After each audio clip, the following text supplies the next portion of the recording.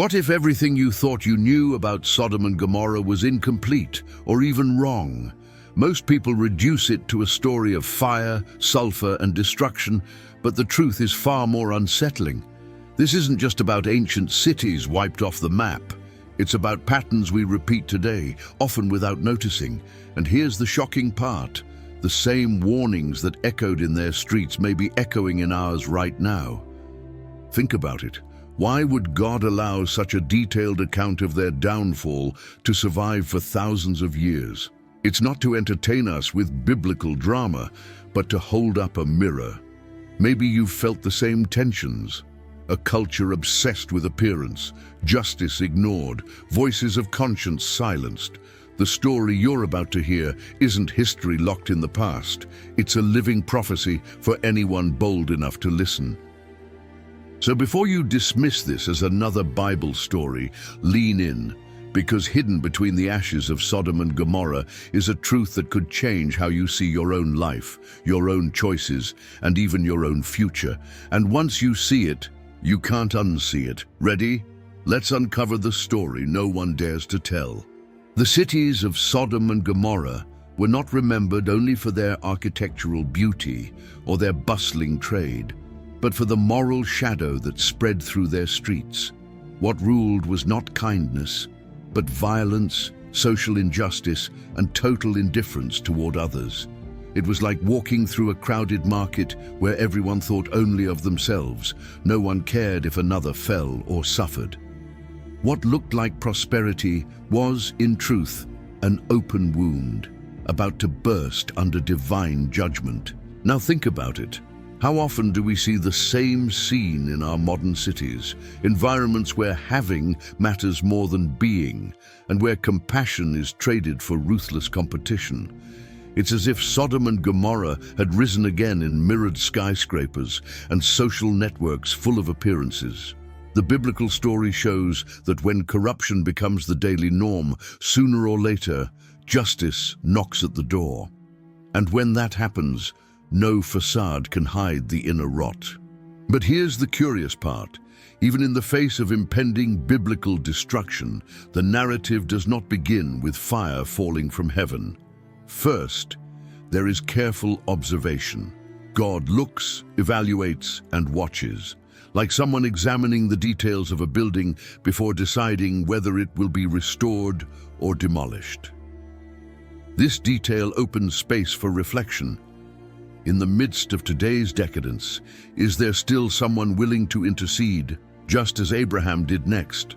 When Abraham learns of the divine judgment approaching Sodom and Gomorrah, his reaction is not one of indifference, but of intercession. He dares to have a conversation with God, almost like a lawyer pleading for a hopeless case. Step by step, he negotiates. What if there are 50 righteous, or 40, or even 10? This moment reveals something extraordinary, a relational God who listens, reasons, and responds to the cries of his servants. Now imagine applying this to daily life.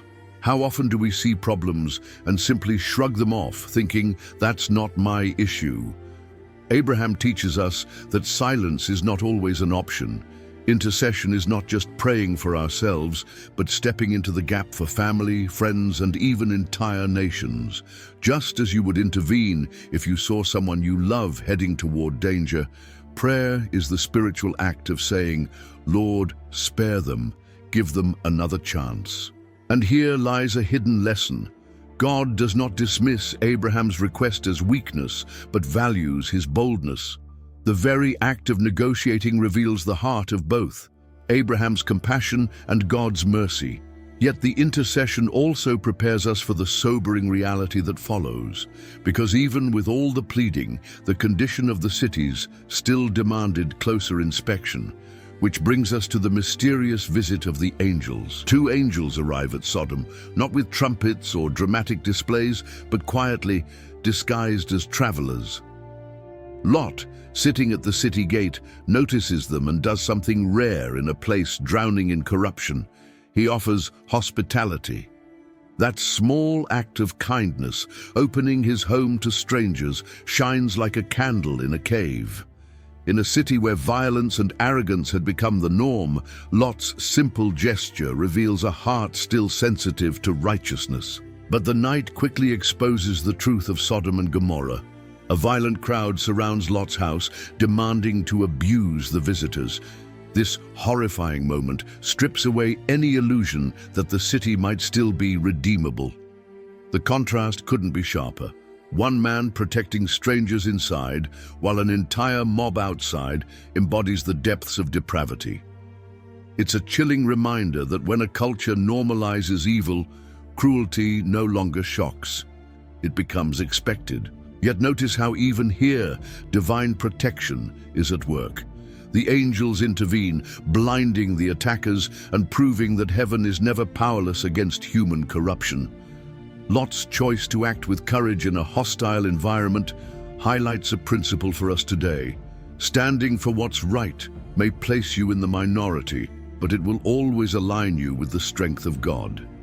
And that strength would soon be needed more than ever, as the warning turned into fire. The angels, having confirmed the corruption of Sodom and Gomorrah, deliver a final command to Lot.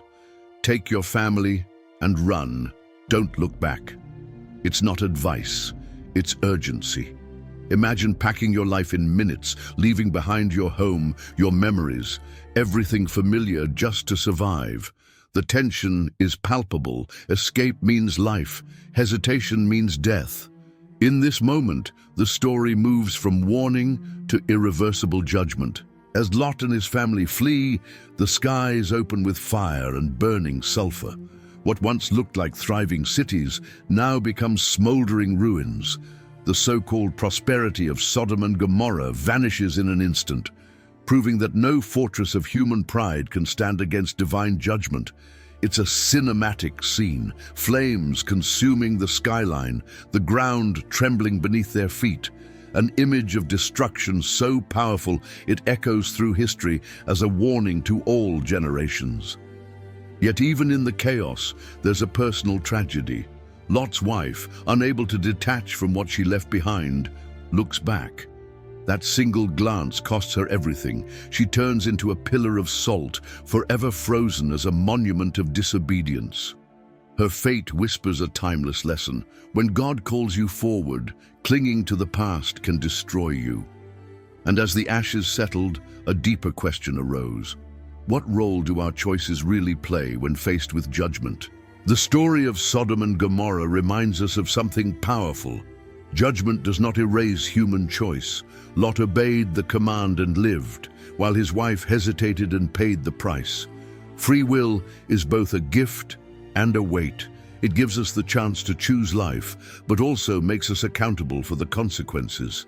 In every generation, God sets before people the same path. Obedience that leads forward, or disobedience that traps us in ruin. Think of it in modern terms. A person might know they need to leave behind toxic habits, relationships, or environments, yet they pause, look back, and cling to what destroys them. It's not that God delights in their fall, but that choices have real outcomes. Just as Lot's wife froze in salt, many today remain stuck because they refuse to let go of the past. Free will isn't just about freedom, it's about responsibility for every step we take. And here's where the story sharpens into a mirror. Our decisions ripple beyond ourselves. Lot's choice to act quickly preserved his family, while his wife's hesitation sent shockwaves of grief. The biblical narrative doesn't sugarcoat it. Every act of obedience or disobedience carries weight, which naturally leads us to ask, what about those who never got the chance, the innocent caught in the storm of destruction? Before destruction ever fell on Sodom and Gomorrah, there were signs. The angelic visit wasn't only for judgment, it was also a chance for repentance. God never acts impulsively. He sends warnings, messengers, and opportunities for people to turn back. Think of it as a doctor giving diagnosis after diagnosis, urging a patient to change habits before it's too late. Mercy always precedes judgment, even when people ignore it. In real life, we see similar signals. Sometimes they come as small nudges, broken peace, restless nights, a conversation that stirs the conscience. Other times, they are louder: financial collapse, broken relationships, or a wake-up call through illness. Each is like a flashing light on the dashboard of life, reminding us to stop before greater damage occurs. The tragedy of Sodom and Gomorrah wasn't that God judged too quickly, but that the people ignored every opportunity to change. And here lies the heart of the lesson. Warnings are not punishments, but invitations. They are proof that God still extends his hand before closing the door.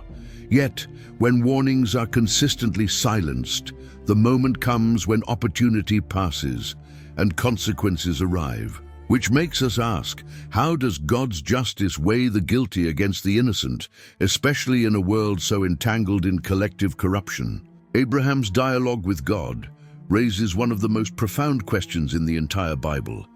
Is it fair for the innocent to suffer alongside the guilty? This tension sits at the heart of Sodom and Gomorrah's story. The divine judgment wasn't blind rage. It was measured, debated, and even delayed for the sake of a few righteous. God was willing to spare entire cities if only 10 just people were found. That detail reveals his justice is not careless, but deeply considerate. Yet history and life remind us of the complexity of collective judgment. A corrupt society doesn't collapse without affecting everyone in it. Think of economic recessions, wars, or even environmental crises. Often, the innocent pay the price of the many. Still, in the biblical narrative, the presence of the righteous mattered. Lot's family was pulled out, almost dragged to safety, showing that God's eye never overlooks those who cling to him, even in chaos. This sparks a powerful reflection for today. How much impact can a small group of faithful people have on an entire generation? Abraham believed even a handful could tilt the scales of justice. That belief challenges us to ask, what if your integrity, your prayer, your stand for righteousness is holding back greater destruction around you? And as we wrestle with that thought, the story presses further, pointing us to the lasting memory of judgment itself. The destruction of Sodom and Gomorrah did not simply vanish into history, it became a lasting symbol. The image of Lot's wife, turned into a pillar of salt, was more than punishment. It was a memorial carved into time. Her story whispers across generations. Choices have consequences, and disobedience leaves a permanent mark. The judgment wasn't only about 2 cities, it became a lesson etched into the memory of humanity. Even Jesus, centuries later, pointed back to her as a warning. Remember Lot's wife. That short sentence carries weight. It reminds us that looking back longingly at what God has called us to leave behind is more dangerous than we imagine. It's like trying to drive while staring into the rear-view mirror. You won't see the road ahead until disaster strikes. The permanence of judgment is not to paralyze us, but to anchor us in the seriousness of our decisions. And here is where the story transforms from history into a mirror. Sodom and Gomorrah are not just ancient ruins. They are metaphors for every generation that chooses corruption over righteousness. The memory of their fall continues to confront us with the same question: will we repeat their path, or will we learn from it?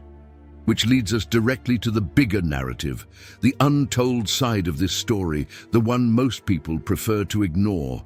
Every detail of Sodom and Gomorrah reminds us that choices matter, that warnings are not endless, and that mercy always comes before judgment. But here's the real question. What are you going to do with this knowledge? Will you ignore it like the crowds who laughed at Lot? Or will you let it stir something inside you to live with greater clarity and purpose? This story isn't about ancient ruins. It's about us, today. Maybe you felt the same pull to look back, to cling to what you should have left behind. Maybe you've sensed the warnings, but struggled to act. That's why I created a resource that goes even deeper. An e-book designed to help you recognize God's voice in the noise of modern life. overcome spiritual stagnation, and take bold steps toward the future He's calling you to. The link is right here in the description, so you can get your copy and start your journey today. Before you go, let me ask, what if your faith became the difference between destruction and deliverance in your own story? Don't just listen, apply it. And if this message spoke to you, subscribe to the channel, activate notifications, and share this video with someone who needs to hear it. Because the lessons of Sodom and Gomorrah aren't just history, they're a warning, a mirror, and an invitation to transformation.